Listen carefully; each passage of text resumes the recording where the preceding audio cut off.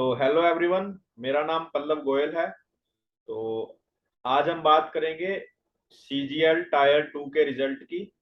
Answer keys out हो चुकी हैं, है ना। 27 या 28 तारीख, 28 डेट लास्ट है इसकी आंसर की। तब तक आप डाउनलोड करके यूआरएल को आप कहीं भी व्हाट्सएप में किसी को मैसेज भेज दो, वो सेव हो जाएगा, वहां पड़ा रहेगा, फिर आप कितने भी टाइम बाद उसको देख सकते हैं ना। अब बात करते हैं कि मेरे मार्क्स कितने आए और मैंने क्या स्ट्रेटेजी चूज की। पहली बात तो जो आप स्क्रीन पे मार्क्स देख रहे हैं वो मेरे मार्क्स नहीं है। वो क्यों नहीं है? क्योंकि मैथ्स में दो क्वेश्चंस रॉन्ग थे ना। दो क्वेश्चंस रॉन्ग थे फॉर इंग्लिश पीपल, है ना। हिंदी वालों के लिए तीन क्वेश्चन गलत थे। तो एक बार इंग्लिश वालों की बात करते हैं। एक तो क्वेश्चन था जिसमें दो सर्कल्स थे और उनके बीच की एक कोड थी, इसका डिस्टेंस फाइंड करना था, है ना। वहां पे ऑप्शन चॉइस, क्वेश्चन सही था बट ऑप्शन चॉइसेस में थोड़ी गड़बड़ थी। गड़बड़ ये थी कि इसका आंसर आएगा 36√3, बट ऑप्शन चॉइस में ऐसा कुछ भी नहीं था, तो इसका आंसर 18√3 उन्होंने सही बता रखा है, क्योंकि इसका हाफ है इसलिए, है ना। बट आपको सभी को मार्क्स मिलेंगे, चाहे जिसने अटेम्प्ट किया और जिसने 18√3 अटेम्प्ट किया उसको तो कोई मार्क्स नहीं मिलेगा, उसका तो इसी में इंक्लूड हो गया ना। बट जिसका गलत हुआ या जिसने इसको स्किप किया, सभी को +2 मिलेगा, है ना, सभी को मार्क्स मिलेंगे। तो मैंने जो दो क्वेश्चंस छोड़े थे, वो क्वेश्चन कौन से थे देखो। पहला क्वेश्चन तो था ए इंटू बी फाइंड करना था, जहां पे ए कुछ दे रखा था रूट में, बी भी कुछ रूट में दे रखा था ना। ये क्वेश्चन सही था, ए इंटू बी की वैल्यू आ रही थी, बट ऑप्शंस गलत थे, है ना। तो एक मार्क्स तो मुझे, दो मार्क्स मुझे यहाँ मिल जाएंगे, है ना। तो मेरे 196 + 2 = 198 मार्क्स हो जाएंगे, है ना। और एक मैंने स्किप किया था क्योंकि मुझे नेगेटिव मार्क्स नहीं लेने थे। वो क्वेश्चन इजी था बट नया क्वेश्चन था, तो मैं थोड़ा सा कंफ्यूज हो गया। उसमें कुछ ऐसे बार ग्राफ बना हुआ था, है ना, और कुछ रेशियो फाइंड करना था, हमें रेशियो फाइंड करना था। दो दो ग्राफ्स थे, लाइन ग्राफ्स थे दो, है ना। तो दो लाइन ग्राफ थे, मेरा उसमें 15-20 मिनट वेस्ट हुआ, मैंने क्वेश्चन को गलत पढ़ लिया। बट फिर लास्ट में मैंने सोचा कि चलो नहीं करते, है ना, जितना है उतने में ही हम संतुष्ट हो जाते हैं। तो ये मैंने रैंक IQ एक वेबसाइट है, उससे मैंने अपना यूआरएल डाला था, देखो 98 मैंने अटेम्प्ट किए और 98 ही राइट है ना। तो मेरे पॉजिटिव मार्क्स 196 है और नेगेटिव 0 है ना। और इसमें +2 और करेंगे तो टोटल 198 मार्क्स।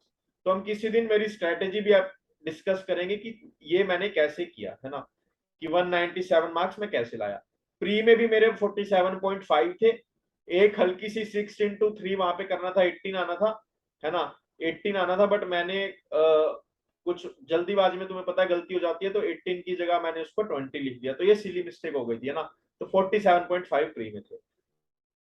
अब दूसरी बात, बच्चे कह रहे हैं कि कट ऑफ क्या होगी और ये सब क्या होगी। उससे पहले मैं तुम्हें कुछ और इंटरेस्टिंग चीज बताना चाहता हूँ। एक इंटरेस्टिंग चीज ये भी है कि एक तुम्हें मैं दिखाता हूँ, इंग्लिश में थोड़े बहुत एरर्स है ना। एक तो क्वेश्चन है पैरेलल वाला।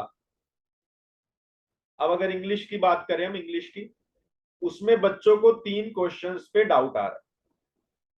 तीन क्वेश्चंस पे डाउट आ रहा है ना। अब एसएससी के ऊपर है कितने का डाउट वो कंसीडर करती है, ठीक है। एक क्वेश्चन तो डेफिनेटली रॉन्ग है। वो कौन सा क्वेश्चन है जिसमें पैरेलल आंसर दे रखा है ना, क्योंकि पैरेलल भी ये स्पेलिंग दे रखी है और ये स्पेलिंग पैरेलल की सही है। तो इसमें सभी को मार्क्स मिलेंगे, +2 सभी को मिलेंगे, इसकी कोई टेंशन लेने की तुम्हें जरूरत नहीं है। दूसरा एक क्वेश्चन है डॉग वाला, PQRS का, है ना। वो मुझे गलत लग रहा है, वो मुझे गलत लग रहा है क्योंकि नाउन से पहले उन्होंने प्रोनाउन यूज किया और उसका कोई सेंस बन नहीं रहा, है ना। उसकी मैं आपको एक बार दिखा देता हूँ, एक बार मैं फोटो डाल के दिखाता हूँ आपको उसमें कि क्या चीज की बात कर रहा हूं मैं, है ना। तो थोड़ा सा ज्यादा क्लियर हो जाएगा हमारा जो कंसेप्ट है। एक तो देखो ये था, देखो एक तो बच्चे कह रहे हैं ये वाला, she is as good as if not better than her sister, है ना। अब कई बच्चे तो कह रहे हैं एज गुड ही आना था, ये एकदम सही है, ठीक है। कई बच्चे बोल रहे हैं गुड एज भी आना था और कई बच्चे बोल रहे हैं एज गुड एज आना था।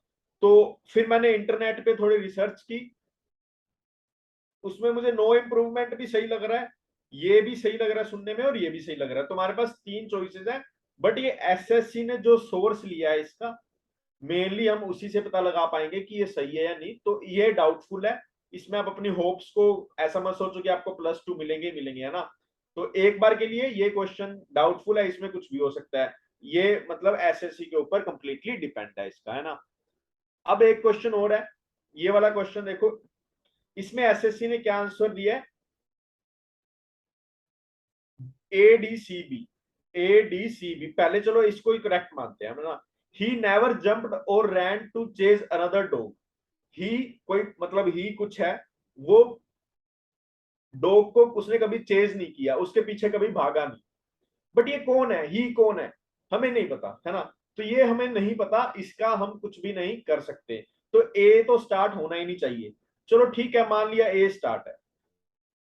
The dog walked a few steps ahead of his master slow and steady as if he were held on a leash. ठीक है, डॉग ने कुछ स्टेप्स आगे चले अपने मास्टर से, स्लो एंड स्टेडी, है ना। Every day at a few minutes past 5 o'clock they passed by our house. Who? They passed by our house. They मतलब कौन, ये तो पता नहीं। ठीक है, अब मुझे इसमें क्या लग रहा है, दे, मेरा स्टार्ट क्या था, मुझे लग रहा है दे बी से स्टार्ट होना चाहिए। They looked very peaceful and old man and his do.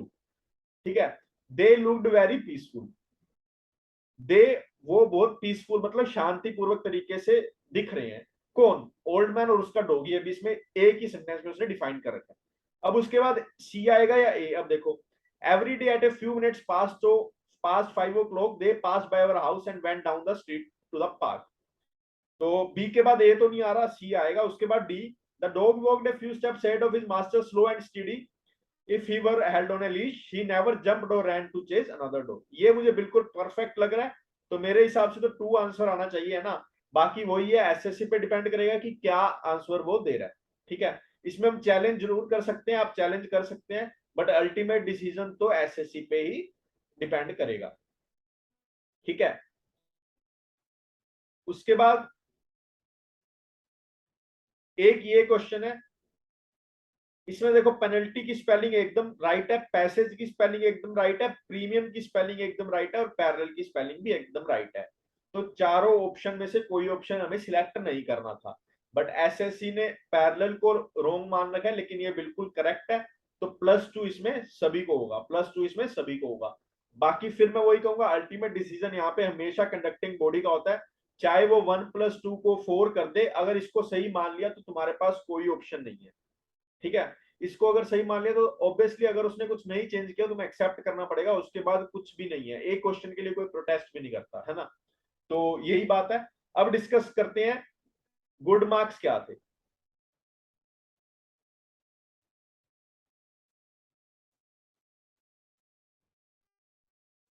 Maths, English और टोटल। देखो मैथ्स में पेपर बोल रहे हैं इजी आया था, पेपर बोल रहे हैं इजी आया था, लेकिन मार्क्स नहीं कह रहे। मार्क्स क्योंकि एक ह्यूमन टेंडेंसी है ना, हमें पेपर से पहले नहीं पता था कि पेपर इजी है। दूसरी बात, बच्चों ने सिली मिस्टेक्स बहुत की। अब देखो पेपर इजी है, उसमें जो भी मिस्टेक होगी तुम्हें लगेगा सिली मिस्टेक है, लेकिन वो ह्यूमन टेंडेंसी है, ह्यूमन बिहेवियर है कि हम कुछ ना कुछ गलत कर देते हैं जल्दबाजी में, या नॉर्मल भी तरीके से हम अगर काम करें, हमें एक काम अगर 1 मिनट में करेंगे और 1 मिनट में 100 काम करेंगे, चाहे 100 इजी काम हो, कुछ गड़बड़ हो जाती है स्पीड में जब होते हैं ना। तो मैथ्स में 180 के अबव जो भी मार्क्स हैं वो गुड है, वो बहुत अच्छे मार्क्स हैं। ठीक है, इंग्लिश में 170 के अबव जो मार्क्स हैं वो बहुत अच्छे हैं। अब आपके 180 170 भी आए तो आपके 350 मार्क्स आ गए, 50 मार्क्स ही तो कटे हैं, बहुत बच्चों के कटेंगे ये, है ना।